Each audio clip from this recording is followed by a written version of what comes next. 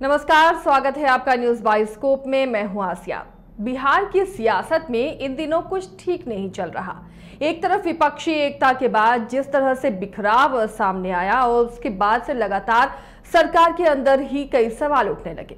मामला शिक्षा विभाग का भी काफी उछला, जिसमें मंत्री और विभागीय सचिव के बीच ठनी, और उसके बाद अब रत्नेश सदा जैसे ही मंत्री बने तो उन्होंने मांझी के बेटे संतोष सुमन के कार्यकाल की जांच की मांग कर ली। इसे भी लेकर बिहार की सियासत काफी गर्मा गई है।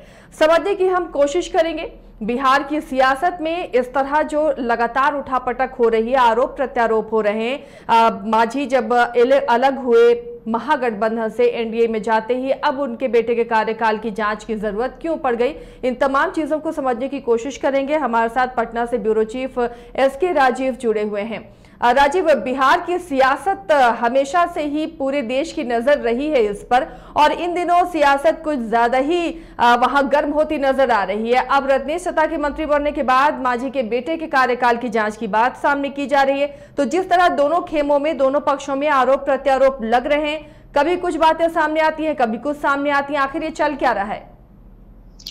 नहीं, देखिए, निश्चित तौर पर ये जो आज की जो खबर है ये बहुत ही बड़ी खबर है। इस खबर के विषय में इसलिए मैं कह रहा हूं कि बहुत बड़ी खबर है क्योंकि आज तक पॉलिटिकल रिवैलरी की बातें सामने आई थी, लेकिन पॉलिटिकल रिवैलरी इस तरीके से होगी ये पहली बार देखा जा रहा है। कि आपने जो अभी कहा है कि संतोष सुमन ही नहीं बल्कि जीतन राम मांझी के कार्यकाल की भी जांच की बात कही गई है।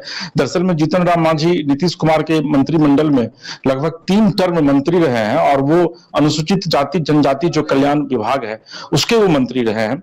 और मांझी के हटने के बाद फिर कई जो लोग थे, विधायक थे, वो मंत्री पद पर आए थे। लेकिन उसके बाद जब ये नई सरकार बनी थी तो इसमें फिर जीतन राम मांझी के बेटे जो हैं वो मंत्री बने थे। यानी कि पिछली जो एनडीए सरकार बनी थी 2020 में, और उसके बाद फिर जो कंटिन्यू कर रही है तो उसमें संतोष सुमन लगातार मंत्री थे।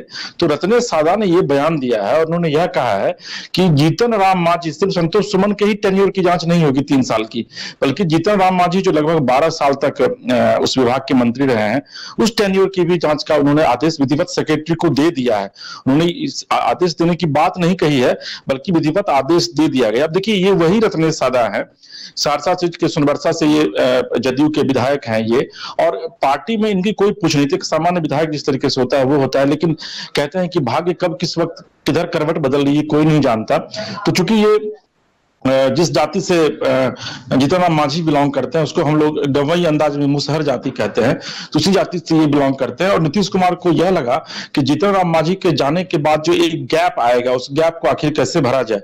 तो फिर रत्नेश सादा का अचानक नाम आया, और रत्नेश सादा जब मंत्रिमंडल का में ओथ लेने के लिए आए थे तो बिल्कुल वो रो पड़े थे। उन्होंने कहा था कि उन्होंने कभी जीवन में सपने में भी नहीं सोचा था। और रत्नेश सादा का जो सफर जो है वो शुरू हुआ था, वो सहरसा के सोनबरसा में वो रिक्शा चलाते थे। आप अंदाजा लगाइए कि वहां से विधायक बनना, 2 टर्म, और फिर मंत्री बनना।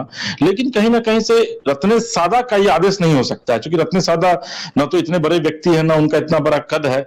निश्चित तौर पर इसके पीछे कहीं ना कहीं से एक पॉलिटिकल हिडन एजेंडा है सरकार का अब।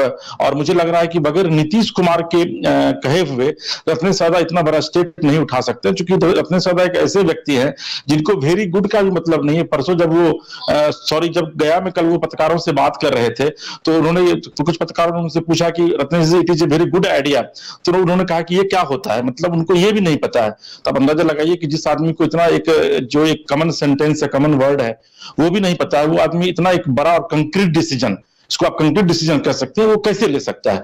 तो निश्चित तौर पर इसके पीछे कहीं ना कहीं से एक बड़ी पॉलिटिकल रिवैलरी, चूंकि जीतन राम मांझी जो है वो उनको नीतीश कुमार ने मुख्यमंत्री बनाया था, तो फिर जीतन राम मांझी नीतीश कुमार के खिलाफ गए, फिर उन्होंने हम पार्टी बनाई, फिर वो बीजेपी के साथ गए, फिर वो जेडीयू के साथ गए और नीतीश कुमार का गुणगान कर रहे थे। अचानक इस बीच में जो है वो अमित शाह से जाकर मिलते हैं और उसके बाद सारा खेल जो है वो खराब होता है और अंततः उन्हें एनडीए का साथ, यानी महागठबंधन का साथ उन्हें छोड़ना पड़ता होता है और उसके बाद उनके बेटे जो हैं वो अपने पद से इस्तीफा देते हैं। तो ये तमाम चीजें, चूंकि देखिए 5% जो वोट बैंक है, महागठबंधन में जो 5% जो वोट बैंक था जीतन राम मांझी की जाति का, मांझी के हटने के बाद निश्चित तौर पर उसमें एक बड़ी सेंधमारी होगी। तो अब नीतीश कुमार को तो ये लग रहा है कि भाई कल तक जो आदमी उनके साथ था, 5% वोट में से कम अगर 4% वोट भी उनकी कम्युनिटी का मिल रहा है नीतीश कुमार को, तो सीधे तौर पर एनडीए बीजेपी ने उसमें सेंधमारी कर ली है। तो नीतीश कुमार का बयान भी आप सुनी होंगी कुछ दिन पहले, उन्होंने कहा था कि जीतन राम मांझी उनके पीठ पर फिर एक बार छुरा घोंपा है और अच्छा हुआ कि वो चले गए। तो कहीं ना कहीं से इसी से जोड़कर इस कड़ी को देखा जा रहा है। और आप यकीन मानिए कि जिस तरीके से आज रत्न सादा ने जांच का आदेश दिया, इसके पहले बिहार मंत्रिमंडल में कभी ऐसा नहीं हुआ था बिहार सरकार में।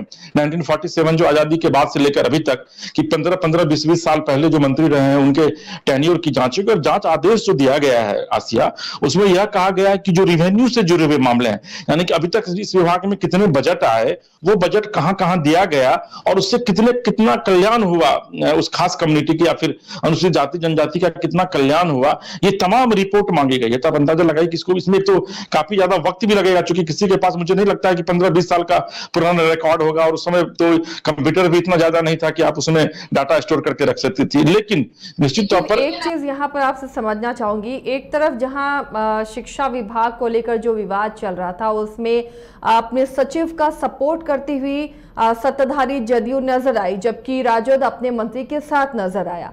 अब जब एनडीए से मांझी अलग हुए हैं तो उनके कार्यकाल, उनके बेटे के कार्यकाल की जांच की बात जदयू मंत्री करते हैं। हालांकि रत्नेश सदा का करियर बेदाग रहा है, अभी तक कोई दाग नहीं लगा है। तो ये कुछ समझ में नहीं आ रहा है कि आखिर ये खिचड़ी क्या पक रही है।